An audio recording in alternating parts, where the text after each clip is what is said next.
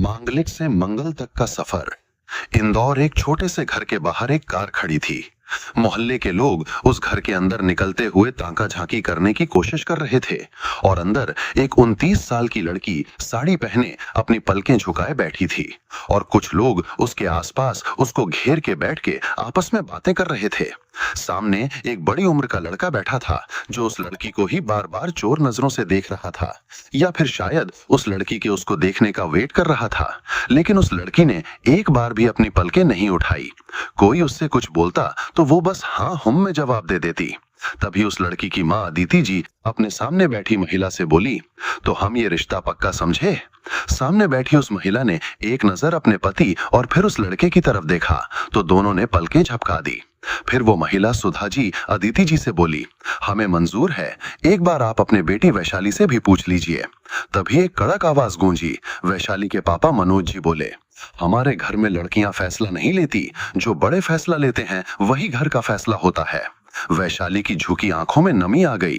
तभी लड़के के पापा विपिन जी बोले, ये तो आपने अच्छे संस्कार दिए हैं बच्ची को, वरना तो आजकल की लड़कियां सीधा घर से भाग ही जाती हैं। मनोज जी फिर अपनी तेज आवाज में बोले, हमारे घर में अगर किसी लड़की ने ऐसा ख्याल भी लाया तो वो अच्छे से जानती है उनकी समाधि घर के बाहर होगी। अंदर डोर के पीछे छुप के खड़ी दो लड़कियां डर सी गईं।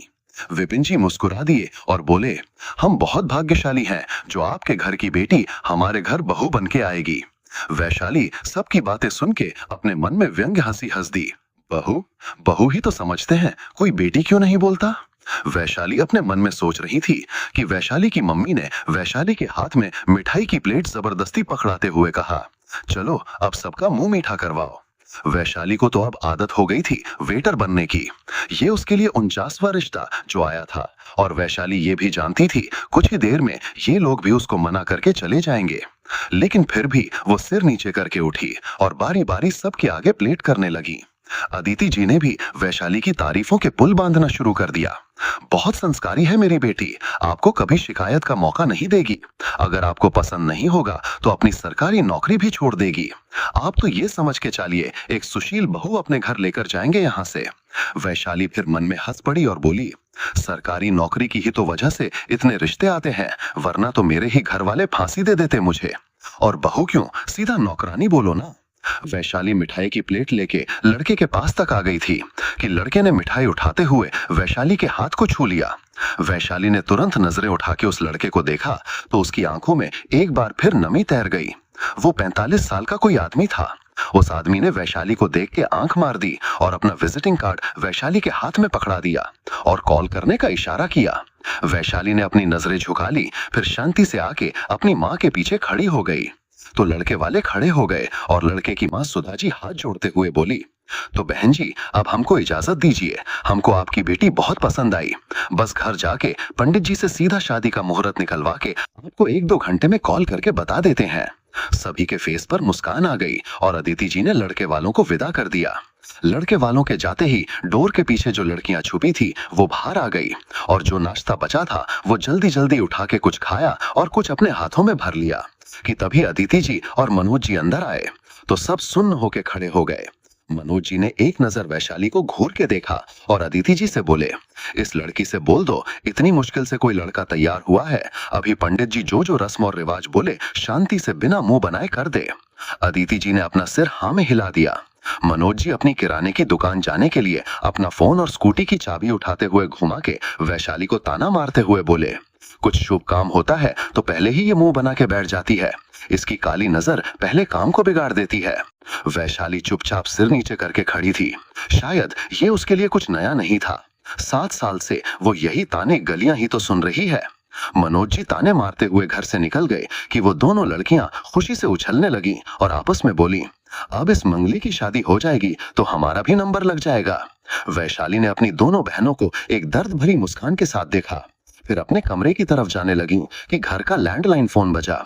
अदिति जी ने फोन उठाया तो दूसरे साइड की बात सुन के वो रोने लगी और बोली, बहन जी कोई तो उपाय होगा, एक बार पंडित जी से बात करके देखिए। पर कॉल कट हो चुका था। अदिति जी की बस इतनी सी बात सुन के वैशाली समझ गई थी लड़के वालों का फोन था और उन्होंने भी शादी के लिए मना कर दिया और अब उसकी मार खाने की बारी आ गई। उसका सोचना था कि अदिति जी गुस्से में बेलन लेकर आई और वैशाली को मारते हुए बोली, डायन तू मर क्यों नहीं जाती? ऐसी मांगलिक है तू कि बड़े से बड़ा मांगलिक लड़का भी तेरे से शादी करने के बाद संकट में आ जाएगा। 29 साल की हो गई है पर शादी का पता ठिकाना नहीं है। तेरी वजह से तेरी ये दोनों बहनें पड़ी हुई हैं। तेरी वजह से तेरे भाई की शादी नहीं हो पा रही है। लड़के वाले बोलते हैं जिस घर में 3-3 कुंवारी लड़कियां हो उस घर में अपनी लड़की नहीं देंगे। अब क्या बताऊं उन लोगों को ये मांगलिक लड़की जो पड़ी है मेरे घर में हमारा नाश करने के लिए। अदिति जी बस वैशाली को बुरा भला कहते हुए मारे जा रही थी और वैशाली चुपचाप बस आंखें भींचे रोते हुए दर्द सह रही थी। दर्द मार पड़ने का नहीं, अपनी ही मां से इतनी जली कटी बातें सुनने का था। वो मांगलिक थी, इसमें उसका क्या दोष था? उसके मंगल दोष को दूर करने का कोई उपाय नहीं था तो उसकी क्या गलती थी? लेकिन सब तो उसको और उसके नसीब को ही दोष देते थे। वैशाली शांत खड़ी सिर नीचे करे मार खा रही थी। उसको अब मार खाने की भी आदत पड़ चुकी थी। अदिति जी वैशाली को मारते हुए थक गई तो वहीं थक के चेयर पर बैठ गई और बोली, तू चली जा यहाँ से।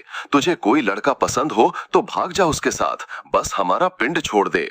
तेरी वजह से तेरी इन दोनों बहनों की शादी नहीं हो पा रही। तू तो है ही मनहूस, पर तेरी वजह से इन दोनों की शादी की उम्र निकली जा रही है। तेरा भाई, ये लड़कियां सब तेरी वजह से बैठे हैं। चली जा, कहीं भी जाके मर, बस चली जा, वरना मैं मर जाऊंगी। बोलते हुए अदिति जी का गला सूखने की वजह से खांसने लगी।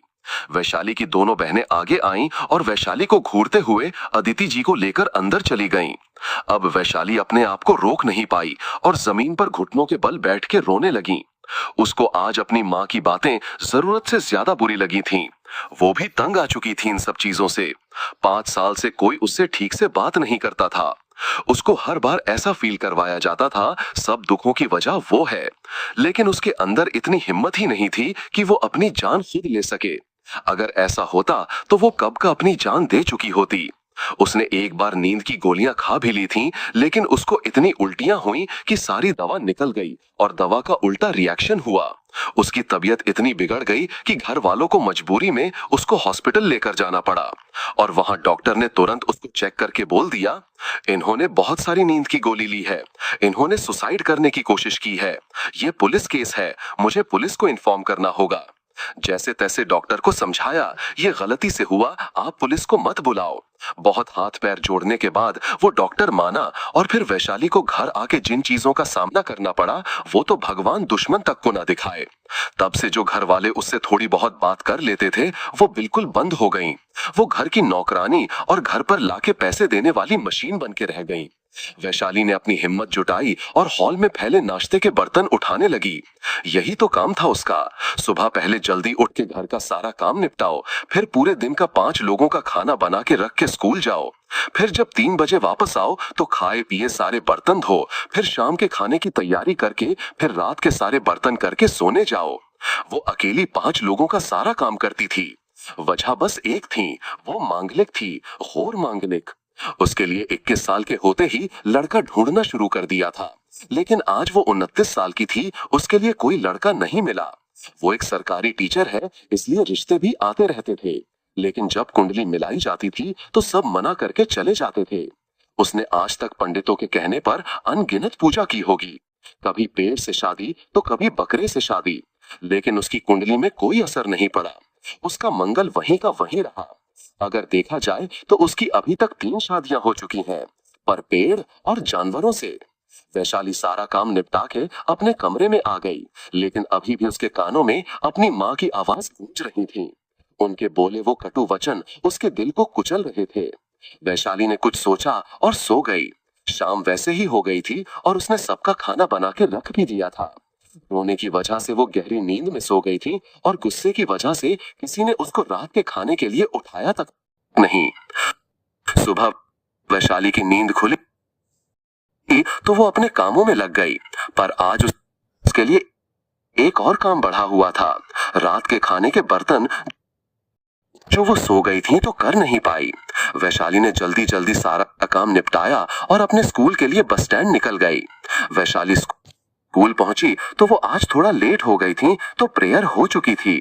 वैशाली ने अपनी एंट्री की और जल्दी जल्दी अपनी क्लास की तरफ जाने लगी तो एक 29 साल का लड़का भागते हुए आया और वैशाली के साथ चलते हुए बोला, गुड मॉर्निंग मिश्रा जी। वैशाली मुस्कुरा के बोली, गुड मॉर्निंग मिश्रा जी। दोनों के सरनेम मिश्रा थे तो दोनों ही एक दूसरे से ऐसे ही बात करते थे। वो लड़का अजीत वैशाली से थोड़ा सकुचा के बोला, कल आपने छुट्टी ली थी? वैशाली बिना किसी भाव के बोली, हाँ, लड़के वाले देखने आए थे। अजीत का मुंह उतर गया, फिर भी वो अपनी बात आगे बोला, तो रिश्ता पक्का हो गया? वैशाली बिना किसी भाव के बोली, नहीं। अजीत के फेस पर फिर मुस्कान आ गई और वो बोला, अच्छा, लंच में मिलते हैं, मुझे तुमसे जरूरी बात करनी है। वैशाली की गई थी, उसने भी बस ऐसे ही ओके बोल दिया और अपनी क्लास के अंदर चली गई। लंच टाइम में वैशाली और अजीत कैंटीन में आमने सामने बैठे थे। अजीत थोड़ा घबरा रहा था तो थोड़ा शर्मा भी रहा था। वैशाली बुक में, अजीत ने वैशाली के हाथ में पकड़ी बुक बंद कर दी। वैशाली अजीत को देखने लगी तो अजीत हिम्मत जुटा के बोला, मुझे तुमसे थोड़ी पर्सनल बात करनी है। वैशाली, हाँ बोलो। अजीत अपने फिंगर क्रॉस करके बोला, वो हम दोनों सेम एज के हैं, हमारा प्रोफेशन भी एक है, हम दोनों अच्छे सरकारी स्कूल में अच्छी सैलरी पैकेज के साथ काम कर रहे हैं, मैं अच्छे से सेटल हूँ, तो मैं वो तुमसे। आगे बोलते हुए अजीत के शब्द लड़खड़ाने लगे, लेकिन वैशाली समझ चुकी थी अजीत क्या बोलना चाहता है, तो वो खुद ही बोली, तो तुम मुझसे प्यार करते हो और शादी करना चाहते हो? अजीत थोड़ा असहज हो गया और लेकिन उसने अपना सिर हाँ में हिला दिया। वैशाली एक सपाट लहजे में बोली, मैं शादी के लिए रेडी हूँ। अजीत खुशी से फूले नहीं समाया, पर वो कुछ बोलता उससे पहले वैशाली बोली, बोलो तो अभी कोर्ट मैरिज कर लेते हैं। अजीत शॉक हो गया और बोला, अभी शादी? वैशाली, हाँ, मुझे इतना तामझाम नहीं पसंद, जितना शादी में खर्च करेंगे उतना अपने फ्यूचर के लिए जोड़ लेंगे, अपने मम्मी पापा के लिए कुछ सेविंग कर लेंगे जो आगे बुढ़ापे में उनके काम आएगी। अजीत मुस्कुरा के बोला, तुम्हारी यही सादगी मेरा दिल ले गई। वैशाली ने कोई रिस्पॉन्स नहीं दिया और अपनी बात आगे कंप्लीट करते हुए बोली, लेकिन मैं घोर मांगलिक हूँ, तो क्या तुम मुझसे शादी करोगे? क्योंकि मेरे ग्रह दशा के हिसाब से शादी होते ही मेरे पति के जीवन में संकट ही संकट होंगे और हो सकता है वो 1 महीने के अंदर मर जाए। अजीत सीरियस हो गया और बोला, तुम पागल हो क्या? पढ़ी लिखी होकर इन सब बातों में विश्वास रखती हो? वैशाली एक दर्द भरी मुस्कान मुस्कुरा दी और बोली, मेरे मानने या ना मानने से क्या होता है, तुम एक बार अपने पेरेंट्स से बात कर लो, अगर वो हाँ बोलते हैं तो आज ही शादी कर लेते हैं। अजीत मुस्कुरा दिया और बोला, बस 5 मिनट रुको, मैं अभी अपने घर पर बात करता हूँ, देखना वो तुरंत मान जाएंगे। वैशाली ने बस अपना सिर हिला दिया, पर मन में वो हंस रही थी। अजीत चला गया तो वैशाली ने भी फिर से अपनी बुक में कुछ पढ़ने लगी। वो बैठी जरूर वहां थी, लेकिन वो जानती थी अब शायद अजीत वापस नहीं आएगा। क्रमशः, क्या अजीत आएगा वापस या फिर ये 50वां रिश्ता भी मना हो जाएगा? क्या मोड़ लेगी वैशाली की जिंदगी? जानने के लिए पढ़ते रहिए ये कहानी।